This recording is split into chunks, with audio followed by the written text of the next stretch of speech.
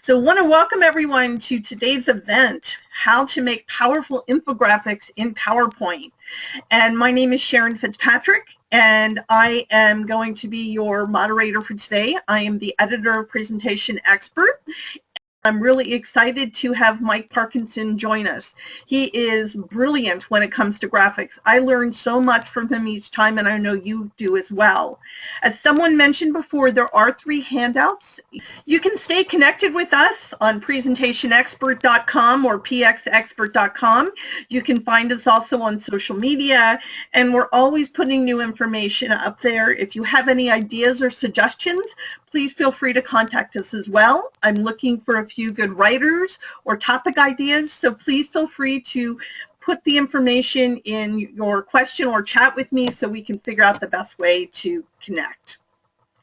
It gives me great pleasure to introduce Mike Parkinson. He's a founder of an award-winning design company. He's an author. He's developed billion-dollar graphics. He recently sold one of his other companies, and I've used their graphics for everything. He really knows his stuff, and I learn a lot from him each time. So it gives me great pleasure at this time to turn it over to Mike. Thank you very, very much. I am excited to share this stuff with you. Please, please, please do download the handouts. They're going to make your life easier. In the unlikely event that there is a technical hiccup, I do not anticipate it, but in the unlikely event that there's a technical hiccup, stay where you are. I will log back in. I'm the only one that will have a problem. You'll be able to continue to hear me, but ultimately I'll jump right back in if you give me a few minutes. So let's move forward. Today, we are going to learn how to make powerful infographics in PowerPoint. Now, most of the stuff that I'm going to share with you, 99% of it, or I should say 95%, I'm going to show you how to make it in PowerPoint. However, there are other tools out there that you can import into PowerPoint. So it's very cool. It's a very cool, I should say, synthesis or bringing together of multiple tools to make sure that PowerPoint can give us everything that we want, Today it is my job to show you the theory behind and the process by which I make the infographics that I am showing on your screen right now. I'm going to share with you not only how I made them, rendered them in PowerPoint, or built them in PowerPoint. If you notice, I am going to go into my PowerPoint view, and this is for Mac and PC. So my friends out there that are on Windows and my friends out there that are on the Apple operating system, I'll show you how to do it in both. But if you notice, it is completely PowerPoint native. So I can modify anything that I want to modify. And that's the secret to making easy to deal with, easy to work with infographics in PowerPoint. Let's keep moving. All of the graphics that you see are PowerPoint native. All of them are built in PowerPoint. And I'm going to share with you how to do that. We're going to find the processes, the understanding, and the tools to do it. Again, all of these are PowerPoint native files built in PowerPoint. There are some tools that I used to build more complex shapes like the maps, and I'll share with you exactly how I did that. So these are the types of graphics we are about ready to build and to make. And there may be a little delay on your end, meaning that my Wi-Fi setting's pretty fast, but I have no idea what yours is. So forgive me if there is a delay. If it sounds like I'm talking about a slide you can't see, wait a few seconds, you'll be seeing it sooner rather than later. That's the way it works. So my first question to you, and Sharon, I'm going to have to rely on you because I am not able to see what is typed in. So what we're going to figure out is what is an infographic. And the reason why I say what is an infographic is because we want to give ourselves the broadest spectrum possible of choices that we can make. We want to have an embarrassment of riches when it comes to what can I put into my infographic to make it clear and compelling. What can I use it for education? What can I use it for sales? It doesn't matter. What are our options? So I looked it up under the Google. Now, I'm over 40 years old, so it's my job to put the in front of everything technical in the world. So it's the Google, the Bing, etc. So I looked up on the Google, what is an infographic? And it read, a visual image such as a chart or diagram used to represent information or data. Pretty good definition. However, in my world, I want to simplify it. I say that an infographic is a visual image that educates. And when I say educates, I mean clarifies or explains. So that means a simple photograph for the right need could actually be a very powerful infographic. We do not want to limit ourselves. Taking a look at some examples, we have different visuals that are infographics. All of these, by my definition, are infographics. They educate, they clarify, or explain.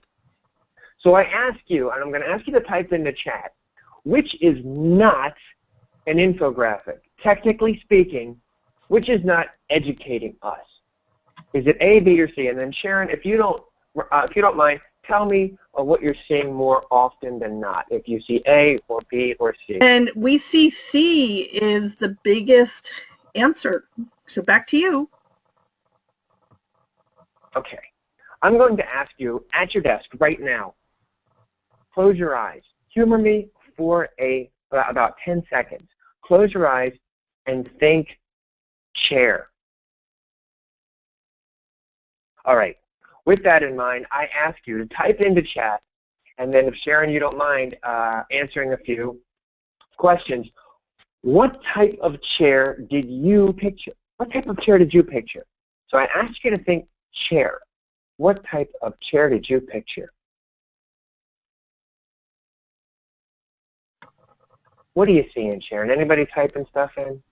I've got desk chairs, sofa chair, kitchen table, recliner, wooden chair, wooden brown classroom style chair.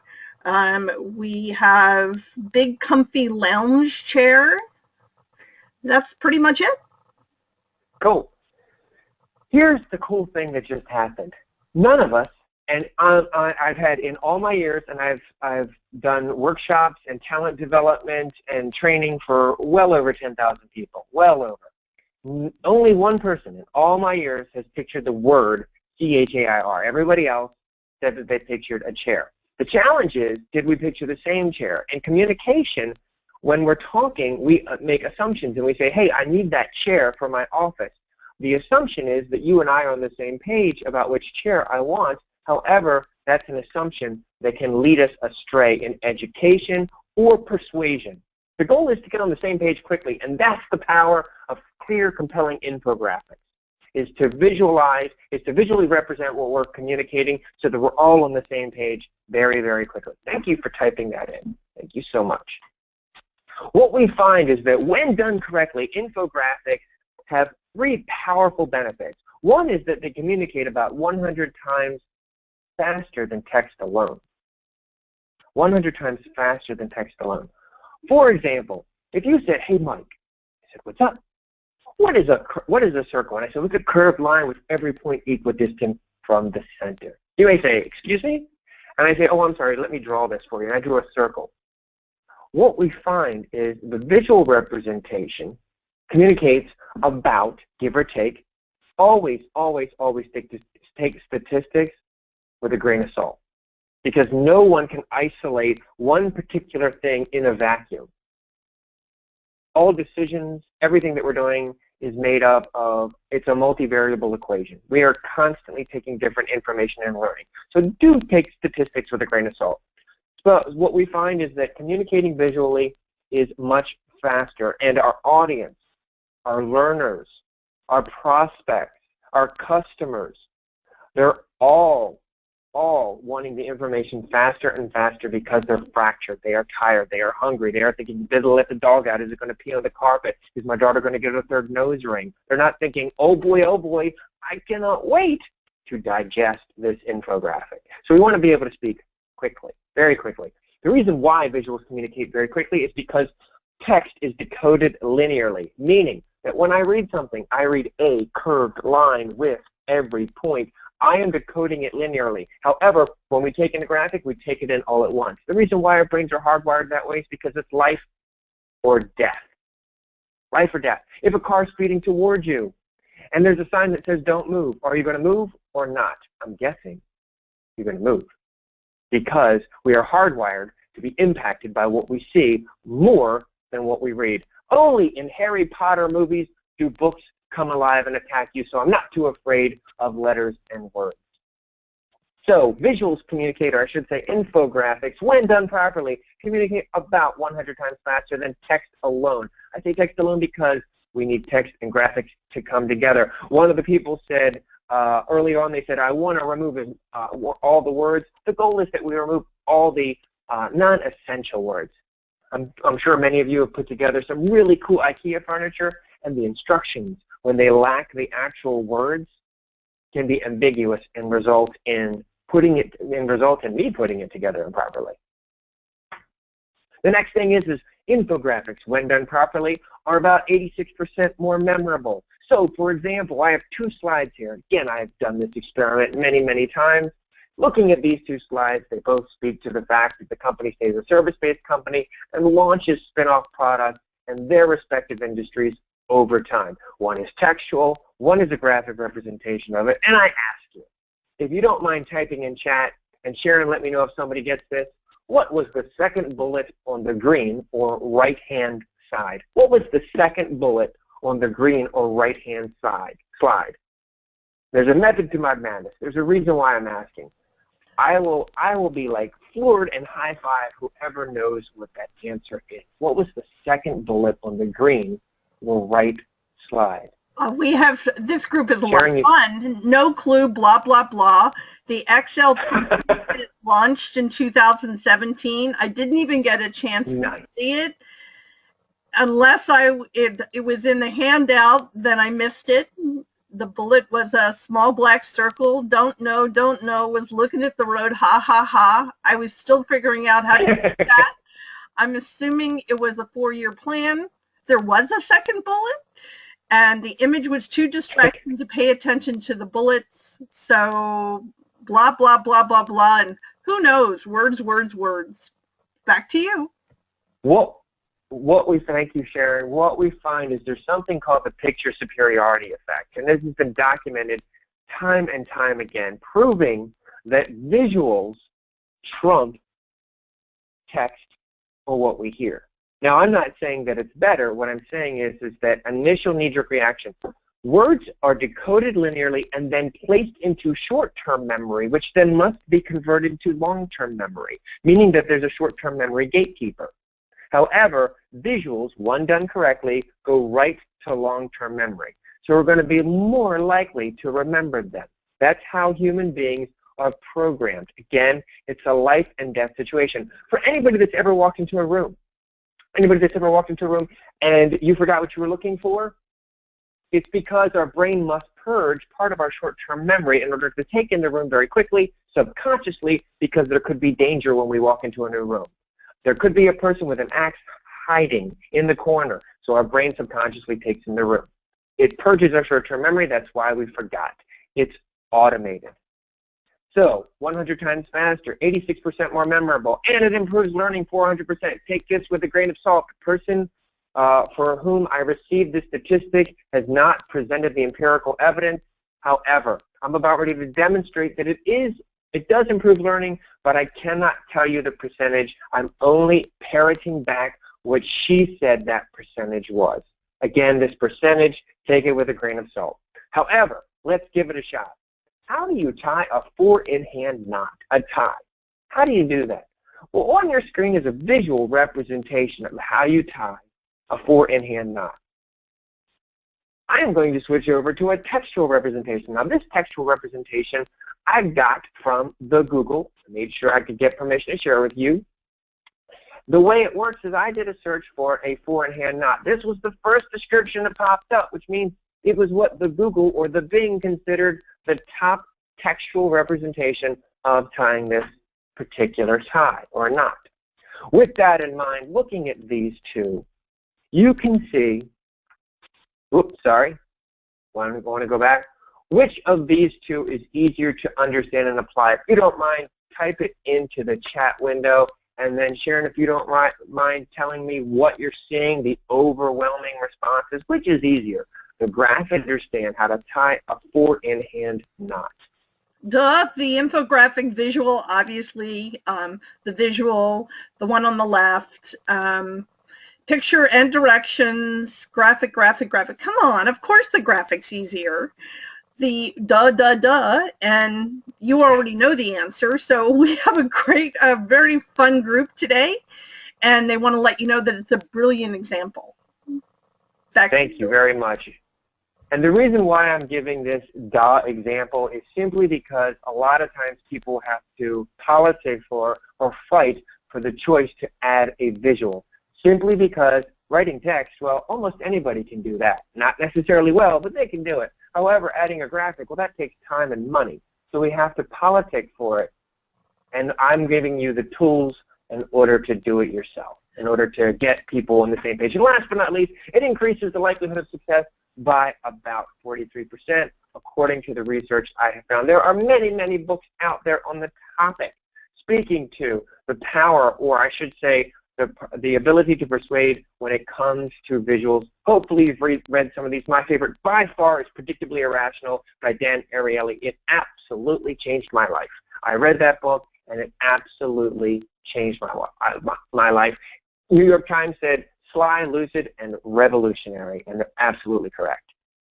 What we find is that people decide emotionally or subconsciously and then justify it cognitively. If you do not believe me, do you make it a habit? Do you make it a habit of buying from companies that you do not trust? You don't have to answer that. I'm guessing your answer is, well, no, I always buy from companies I trust, and when I don't, I get burnt. That is an emotion. The reason why we decide emotionally isn't that we are deciding with our heart. What I mean is our subconscious is an amazing supercomputer that's actually calculating more than our conscious mind. Somewhere in the neighborhood of, I believe it's 1 to 8 million subconscious thoughts for every single conscious thought. If you don't mind, we're going to do this very quickly because I want to make sure we get to the really cool stuff. According to the interwebs, and the interwebs never lies, DHS hired a graphic design firm to come up with symbols in the event of an emergency. So in the event of an emergency, what would you do if the symbol to the left popped up on every connected device? So on your phone, on your Samsung phone or your iPhone, on your laptop, on your iPad, whatever, your Surface, your Microsoft Surface, this popped up, what would you do? Sharon, is anybody taking a guess at this one? Run for your life. There's a fire. I'm not sure. Bill's on fire. Put him out. Run for the hills. Start drinking heavily. I would spout wings and skip out. Run. Let's see. Roll around on the floor and put him out. Get out of the building. Panic, but don't know where to go. And what am I supposed to be looking at? I can't figure it out. And I'm on fire. Run to the door and karate chop it. So back to you. Well, what we find is that, well, and this is what I thought it meant. If you have to set your sleeve on fire, well, don't do it because of don't sign. But if you must set your sleeve on fire, run really, really fast. Pretty sure that's not what they meant. The incongruity of our answers, the ambiguity of the image is due to the fact that we do not have text supporting this. It may have helped answer any of our questions we would have when we looked at this graphic. One more, the graphic to the right. What do you suppose to do? In the event of an emergency, this pops up. What do you think we should do?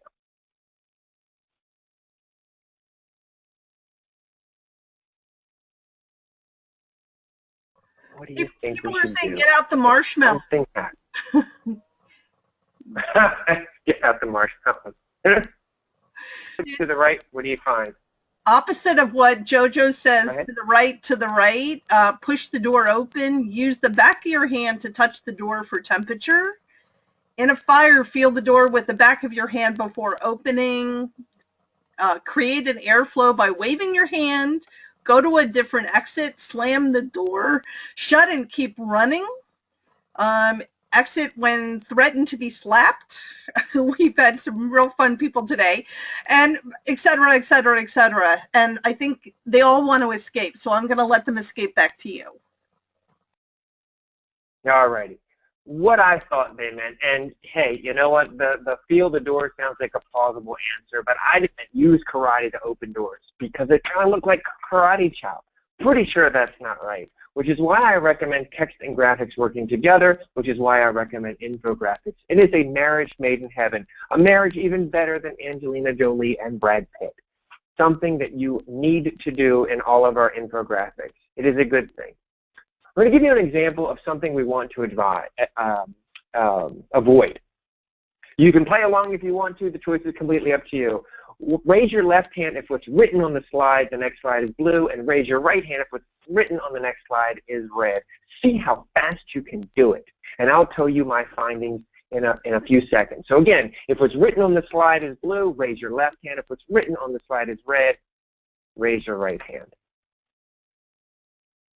So there's no reason to tell me what you did, but what I have found is that when I've done this experiment and what is written on the slide is incongruent with the color of the slide, it takes about 5 seconds on average to raise your hand. The rate of having the wrong answer goes up when it's incongruent.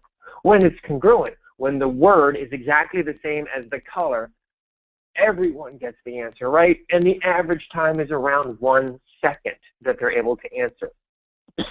So what we find is that in our visuals, we want to make sure that everything is congruent with the message that we want to get or send.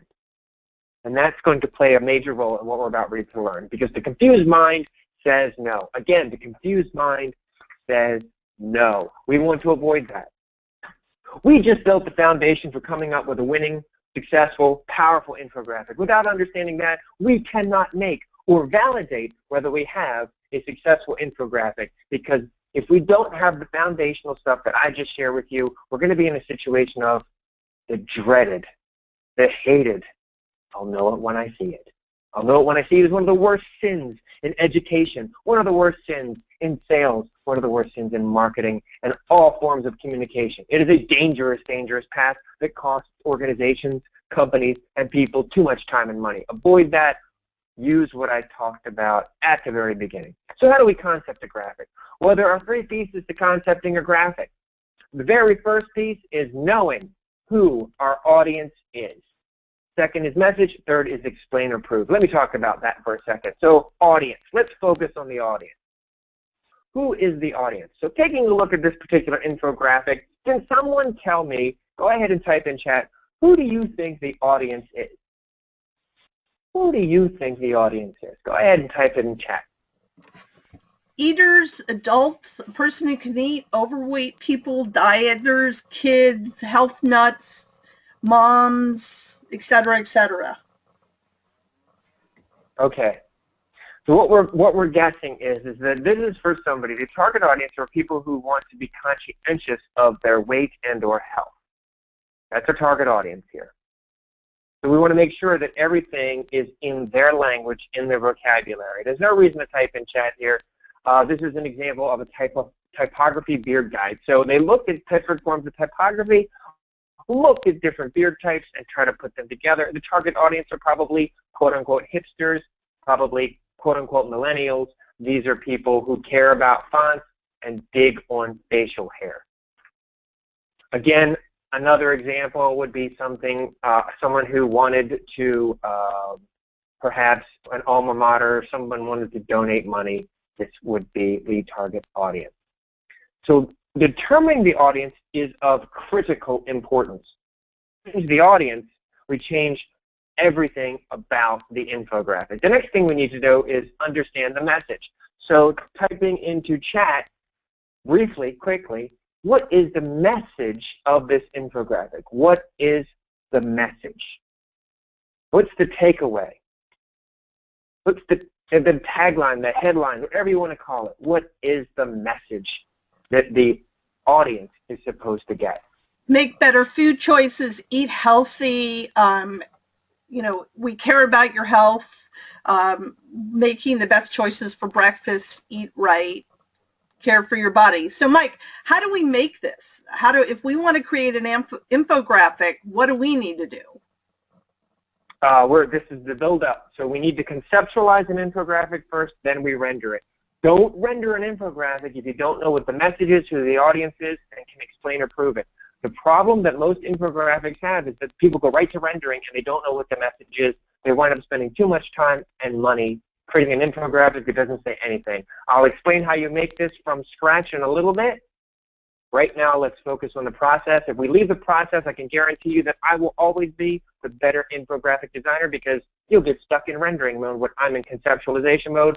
I'll have a better graphic, and you'll have a cool-looking graphic. So please, by all means, go with what is the message first. How do you make it? It's actually quite simple. But the point where I'm at right now is the message should be blindingly clear.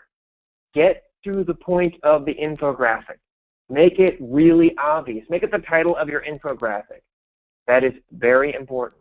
So the point is, the message here is eat this, not that, so that you'll for breakfast, so that you'll be healthier.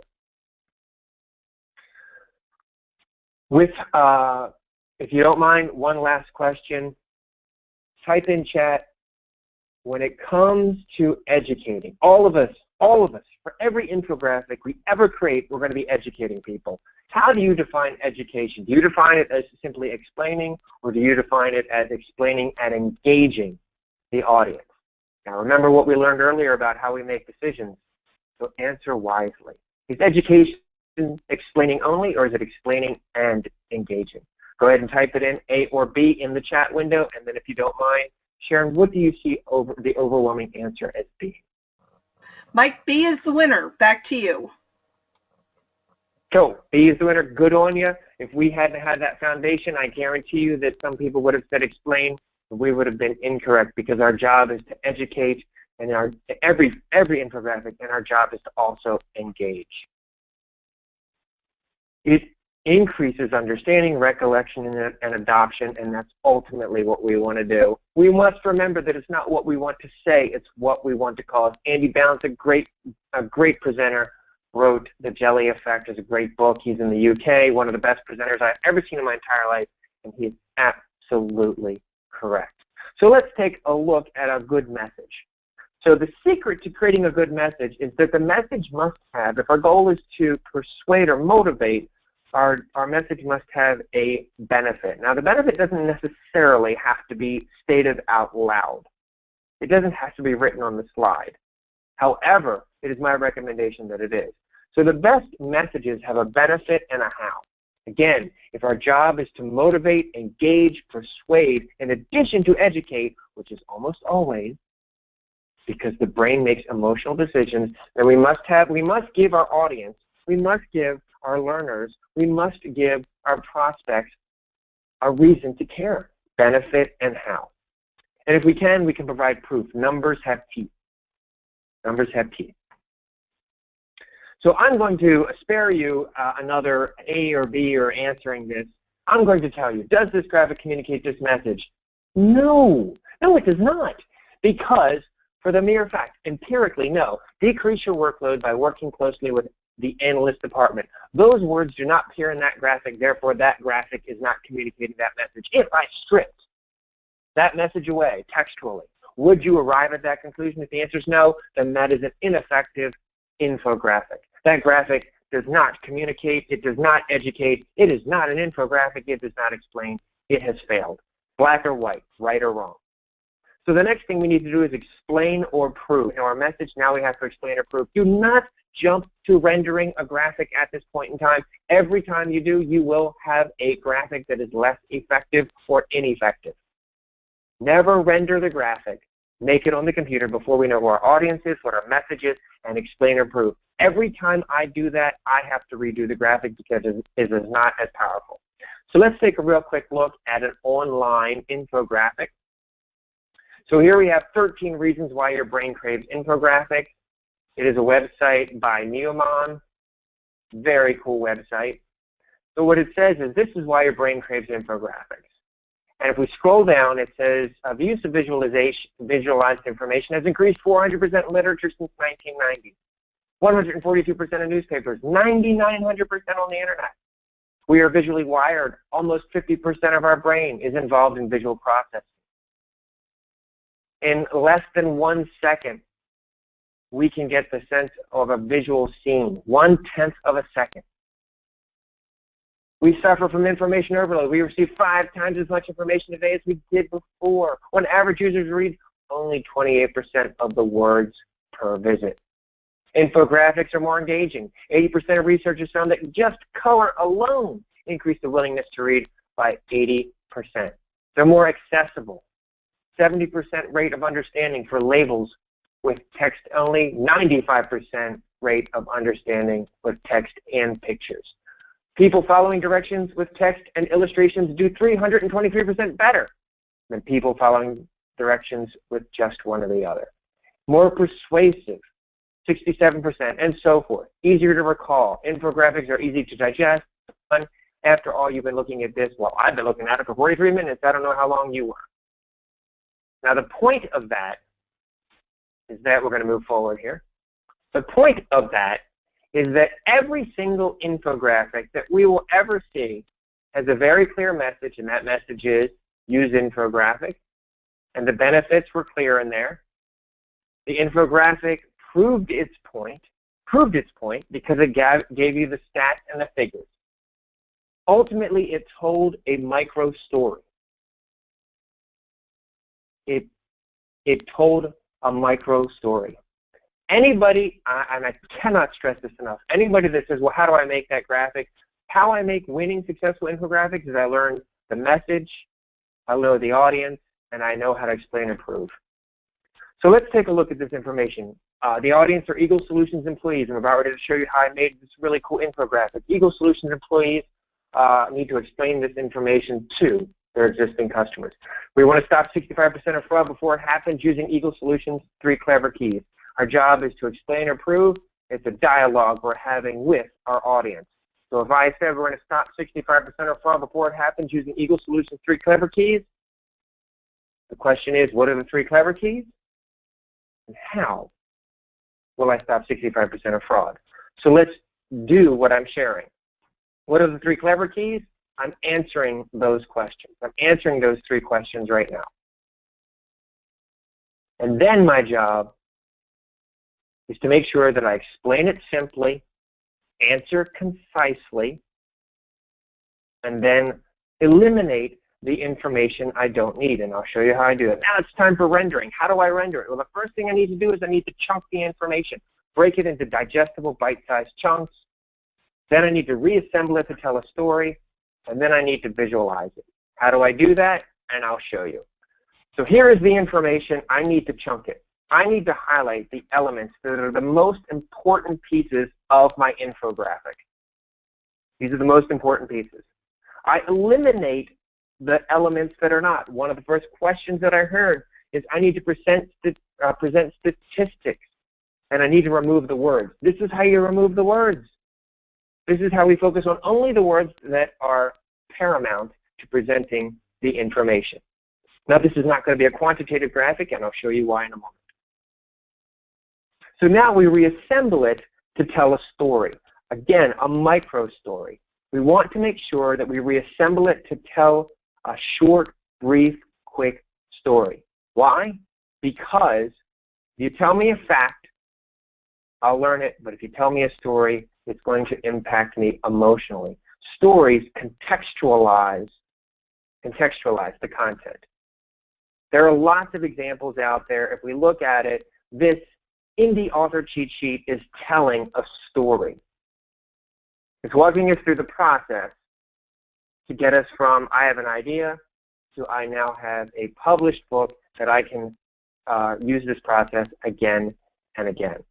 We really, really, really want to sketch. When I say sketch, the reason why is because we are limited to the software's abilities at first.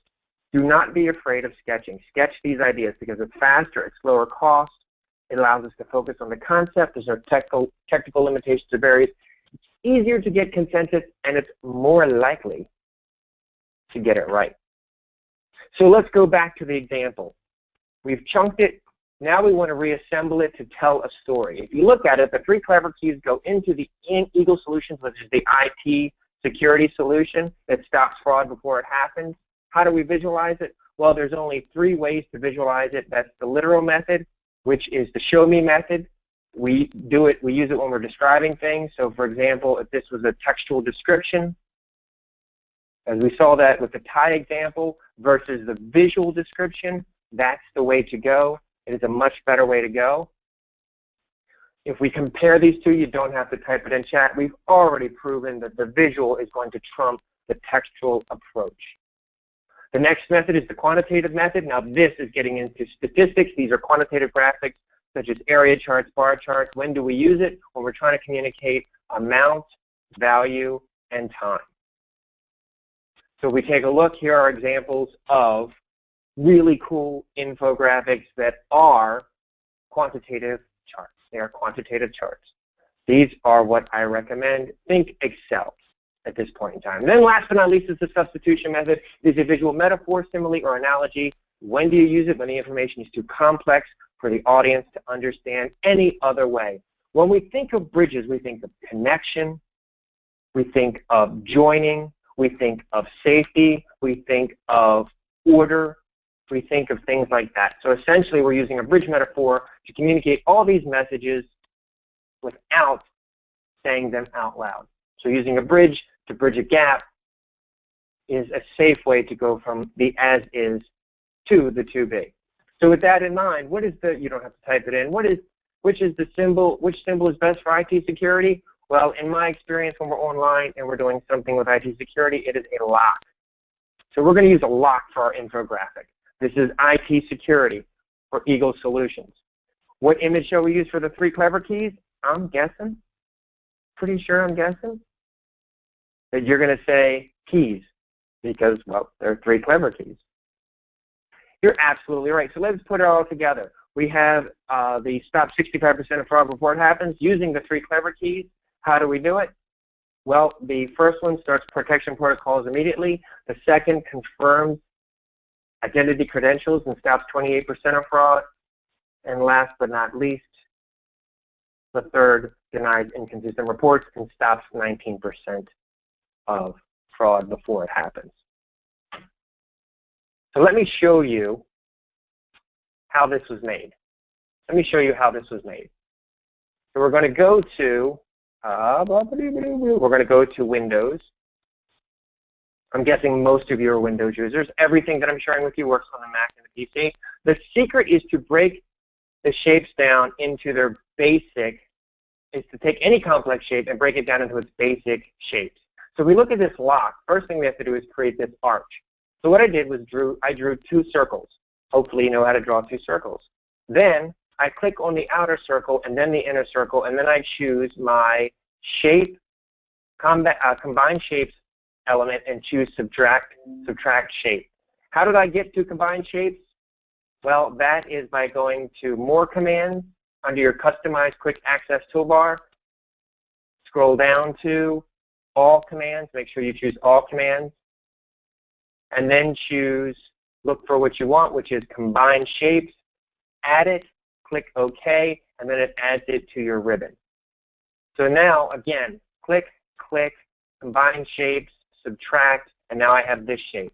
The next thing that I do is I draw a rectangle. So when I draw a rectangle, I'm going to subtract the rectangle from the shape. So I'm going to click on the item I want to subtract from first. Then I click on the element that I will be using as the subtractor. Again, shape, subtract, and now I have this shape. The next thing that I do is I draw the arms. The arms are quite simple. The arms are a rectangle and a rounded rectangle. If we look at it, it is a rounded rectangle. A rounded rectangle has this little node on it, which allows me to change how it's rounded. And then I draw a little tiny, then I draw a little tiny oval.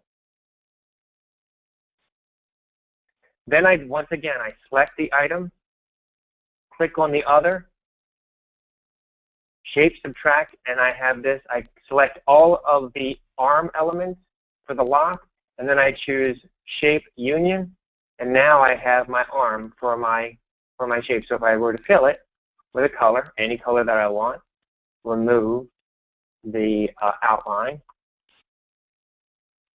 no outline, we can see that we have our shape. The next thing is I drew, the next easy thing is I drew a rounded rectangle. And then I decrease or change the edges to what I wanted. And I drew a rounded rectangle. All of that can be found in the Shapes window up here. Draw a rounded rectangle, quite simply. And then the next thing that I do is I draw additional shapes. So I drew this shape. And then I drew a line. So I draw a line. And then with the line, I change the gradient. So let's change the gradient. So I change shape, gradient, more gradients. So now what I'm going to do is gradient fill, and I'm going to, it has stops. Stops are different places where the gradient appears. So I'm going to choose a dark color in the middle. So let's say black. And on the end, I'm going to increase the transparency to 100%, increase the transparency to 100%. And if we were to take a look at this and remove the line, no line, then we can see that we now have this 3D looking, whoops, I did one thing wrong. Click on it again, shape fill, go back to it, and I want to make sure that shape, the line is going the right way, and I want to make sure it's going linear right or linear left. Either one of those works perfectly, and I click on it, and now we have the illusion that there are divots in our lock. It is how we made it look like, go back to my PowerPoint deck. PowerPoint is the last place I look. PowerPoint deck. So it is how we gave the illusion that these lines were on there. And then once I finished that, so now I've got my entire lock. Everything's looking good. So now if I want to create a shadow, I would select all of these, duplicate it. Whoops, user error, sorry. I would select all of these, copy, paste, and then I could union all of this together. I could choose, I could combine all of these shapes and make them my shadow. And make them my shadow. So I would delete, I don't need this, I don't need this, I don't need this. I won't need, if I ungroup it, ungroup. I don't need, let's try this. I don't need these shapes in the middle. So again, I'm using the keys up here so that you see what I'm doing. I'm ungrouping, done. I think I moved it. There we go. Union this, I will union this. So, union, we have our shape, and then we want to choose this. And I'm using my format painter to apply the style, and now I can combine these two, and now I have, I can make it a shadow for behind my graphic, which is exactly what I did here. So if we look at this graphic, it is a shadow by unioning or combining these elements. Part of the downloads were to enter, let's see, I'm going to pause this, suspend this. Part of the downloads were to create, we already did that, let's move on. Were to create, I showed you how to create the lock, and I showed you how to create I did not show you how to create the key, but if you sign up, or if you go to $1 Billion Graphics, there is on the blog, it shows you how to create some really cool stuff on the blog for $1 Billion Graphics from scratch in PowerPoint. If you choose to, you can sign up for the newsletter, and I'll send you more how to doohickeys. The choice is completely up to you. I'll eventually post them on the blog as I create more. If you want it faster, sign up. That's cool. Mike, we have Mike, we have a number of questions. People are asking, can you show us where the combine command? Can you show us the combine command again? Sure. Absolutely. It's very easy. It's under all commands. So if you choose in the upper left corner of PowerPoint, if you choose Customize Quick Access Toolbar, more commands. Again, Customize Quick Access Toolbar. And then, by the way, if you forget this, use the Bing or the Google and type in Combine Shape. So, Customize Quick Access Toolbar, more commands, click on more commands. You must choose all commands. And then you would find the command that you want, which is, in this instance, Combine Shapes. And you would move it from the Choose Commands from part of the window to the Customize Quick Access Toolbar window by clicking the Add button, which I've already done it, hence it's on the right side. Hopefully that helps. Yeah, we have a couple of other comments. Yeah. David wants folks to know that you should that the same techniques and tools are often used in high-end illustration products like Illustrator, etc. So these are not techniques limited to PowerPoint, and it's tools used by top designers. So we have a question from Claire. Why not use shape effects and shadow effects in that? Shadow effects you can absolutely use, but I cannot get the shadow effects to give me the effect I wanted. Shape effects, I don't know what you mean by that. So if you want to reach out to me offline and then ask me specifically, because there's so many shape effects, I'm not sure if you're referring to the shading or actually developing that curved arm. I'm not sure. Oh, if you use a shape effect for a circle with an arch and then make a stroke, every time I scale that lock arm is going to scale independently of it, and I don't like that. Meaning that if I use, and I'll show you what I mean, the answer is trust me, but I'm not going to let me get away with that. I'll show you what I mean if I can do it very quickly because we're running out of time. I don't want to do that. All right, so let's create an arch, for example. So here we have an arch, and we are going to create, so here we go. I'm guessing this is what you meant. Oops, user error. Guessing this is what you meant. So I'm not going to fill it, no fill. And I'm going to make the outline something that we can see it. And I'm going to increase the width of my shape to whatever I want. So I'll increase the width of it. So let's go with more lines. Let's increase it a lot. Let's do 20. So here we have it. So of course then we could draw a box or another line. So let's do that very quickly. And again, this is going to cost us a little bit of time. So I hope you like the answer to this question. So I'm doing this very, very quickly, so bear with me. So now we have our so we're going to group it, group it. So it's grouped. Now, assuming this was aligned properly, the arms were aligned properly. Now let's say I scale this down because the lock needs to be smaller. Look what happens. That's why I do not use shape effects, and I'm guessing that's what you meant. It seems like it'd be the easier way to go, but now when I scale this, I don't have any problems with it changing the way it looks. So everything scales proportionally. So Mike, is that a good example of how combined shape is different than a group kind of function if you group the graphic together? Yes, that's a perfect example. And I think it's interesting, I don't know if you know, but combined shapes doesn't appear to be available in PowerPoint 2007, so people need to maybe upgrade to a newer version. I'm not sure. I thought it was. I'm Mac and PC, all versions of Mac and PC, so forgive me, I get a little nutty and I can't remember all of what features are where. I do know that there are more robust template and animation features in the Windows version of the software.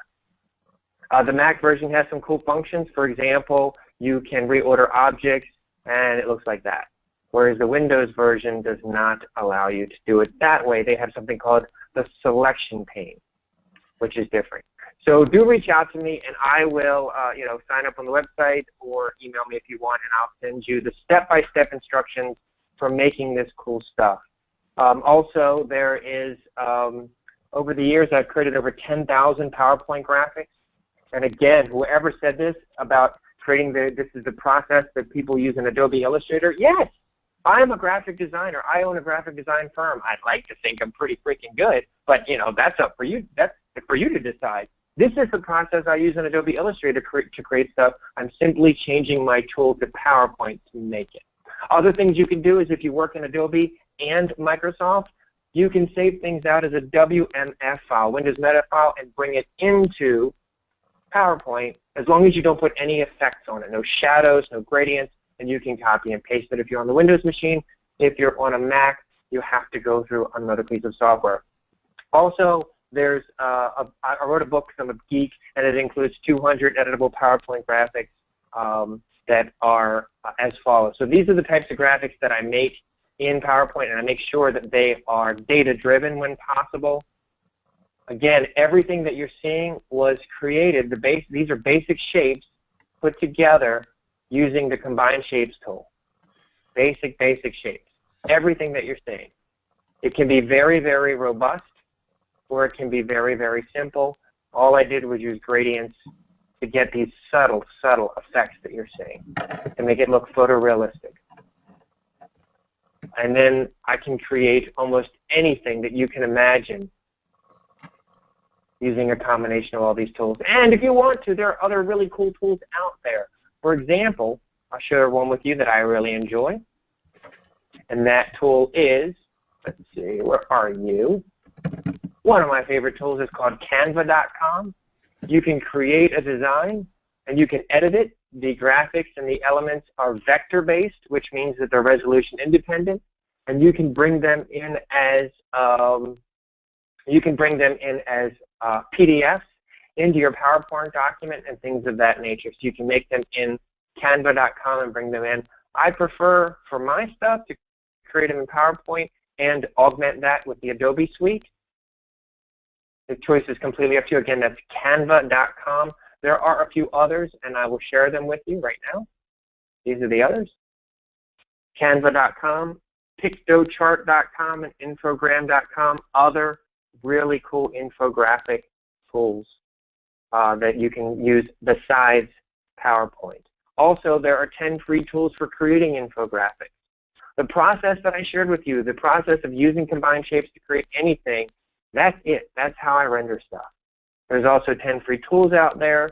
If you can't write down the doohickey in time, oops, sorry, go back. If you can't write down the bit.ly abbreviated URL at the very top of your screen, just Google or use the Google or the search for 10 free tools for creating infographics. And then, of course, this is a summation. This is part of your downloads. This is a summation of everything we learned. Again, this is part of your downloads. Also, I included a lot of the links we talked about. With that in mind, we have a few more minutes for questions. Somebody that would like to have you show the combined shapes again, and somebody who would like to see you do the key again. Sure. The key is, rather than, because we're running out of time, rather than show you how to do that, I created step-by-step instructions how to do it yourself. It is the same exact thing. So if we look at it, I created 2 shapes. Step 1 is to create 2 shapes. Again, I'm using combined shapes. Let's do it on the Mac. So I'm going to click on the 2 shapes. So the shape 1 I want to take away from, and the one I'm going to use. So let me make sure there's a backup of this. Copy, paste, the backup of that. So I'm going to click on this, then I click on this. Then I'm going to choose Control-click. This is how you do it on the Macintosh. Control-click under Grouping, choose Subtract. Again, on the Macintosh, Control-click, and then click Grouping, Subtract. And now, oops, wrong one, wrong way. If you click on the wrong object first, it will do the opposite of what you want. And then just click it correctly. So then I am left with the shape that on step 2. Then I shrink that shape down and I subtract the inner shape from the outer shape, again using the Control-click, Grouping, Subtract. This is combined shape. Same thing I showed you on the Windows machine, and then I'm left with this shape. Then I take the original shape that I had, which is right here, this shape, and I click both of them. And then I combine them using union. So let me click on it. Click the 2, grouping, union, and now I have this shape, which then I can color any way that I want because it's combined. And then I create the using the snip and round single corner rectangle, which is one of my really cool drawing shapes. It happens to be under rectangles, and it happens to be this shape right here. And then I simply move the node around. Move the node around. And then I'm left with a shape that looks like this. And then I draw a bunch of pyramids. and I move them all, or triangles, and I move them all around. And then again, I union them, and then draw additional shapes if I so choose. I don't have to, which gives us a shape that looks like this, which then we combine with our really cool key piece. And then we, whoops, sorry. We combine the two by selecting them and choosing, again, grouping, combine shape, union, and they're put together. That's how we create a key. Any other questions? Yes, we have several. So are you, Mike, this is a question. Are you a fan of inserting custom shapes and tweaking with the right-click option called Edit Points? And when would you use this versus combine shapes, or maybe use both in the same project? I use both in the same project, and I edit points as needed. When this person, what this person means is that if we take a shape and we choose, I'm going to do this on the Mac, it doesn't matter, Mac or PC, it doesn't matter. So we take a look at any shape. Let's go back. We take a look at any shape. We'll go here and delete this. We take a look at any shape, and I choose Edit Points. It allows me to modify these points. Now, this particular object has too many points or nodes. So I would not want to have to modify the shape using these points. Other shapes have fewer because they're made up of what's called Bezier curves, in which case then you would. So click on the object, choose Edit Shapes. If there's too many points, another way like Combine Shapes to modify that. Great question. Anything else? Yes, we have a question. It's kind of two people asked two different questions, but they kind of work together. Is what's the difference between combine and group and union and group in PowerPoint? The difference is that the union or combine will create a different shape, and when I say different shape, do it, and you'll see the difference. One merges them into one unit, the other combines them and separates the pieces in the middle. For you to know what I'm saying, it's just much easier for you to do it. Oh, let's see. Let me go very quickly. So if we were to move this over, I'm going to move this over. And if I were to select both of them, first thing I want to do is ungroup. Oops. Ungroup. So ungroup it, and then I choose Control-Click on the Mac. Again, it's the same as the PC, and I choose, for example, Combine. Now we lose the middle. That's the difference between union and combine, and all of them have their own functions, and some of them are dependent upon which shape you clicked on first. Great question. Any other questions, Sharon? We have a question of what are the other free sites? Could you just bring that slide back up again so people could just look at it other than Canva? And I love Canva. I use Canva for not just for infographics, but it's great for templates for creating like your LinkedIn or or your Facebook or whatever. It's got a really great number of images. It's a great site.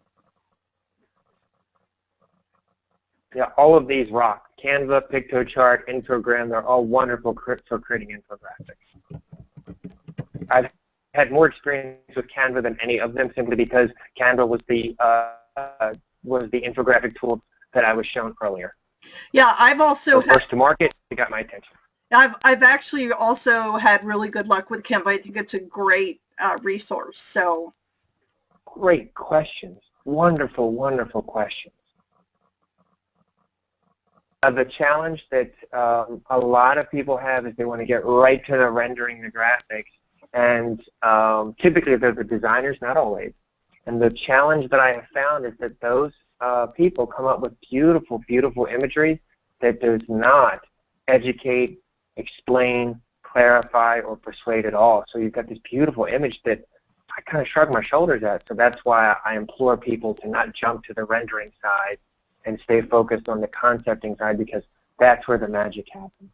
I do have a question from Taslim saying, do you have to select the union or group buttons? Because I didn't see those since you showed on a Mac, and I have Microsoft PowerPoint on, I assume they mean PC, Windows. I'm not sure exactly what you mean. The way that you would get to it on the Windows machine is up where you can place it anywhere.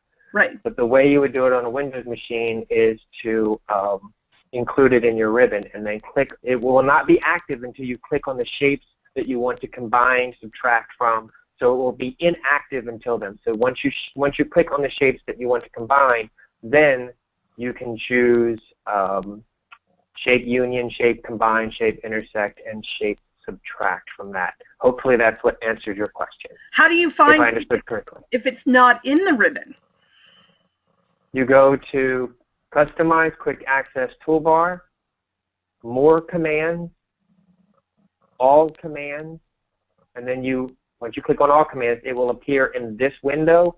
You scroll down and find Combine Shapes. Again, that's Combine Shapes, and then you add it to your ribbon by clicking the Add button. Does that answer the question? Yes, it does. Thank you. Cool.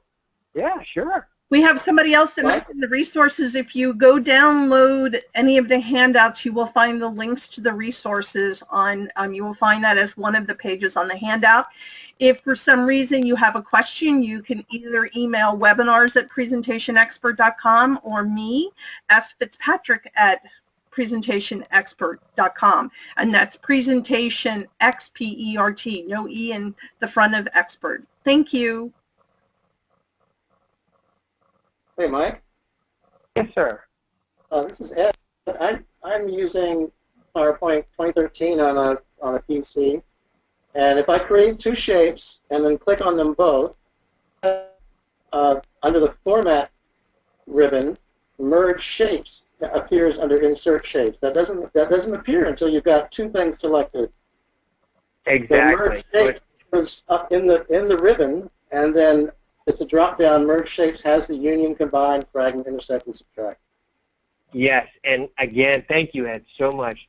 I get a little schizophrenic because I'm on all versions of Mac and PC PowerPoint, so I forget did they change the name here or didn't they change the name, so forgive me. And yes, you must have two shapes selected for the tool to engage.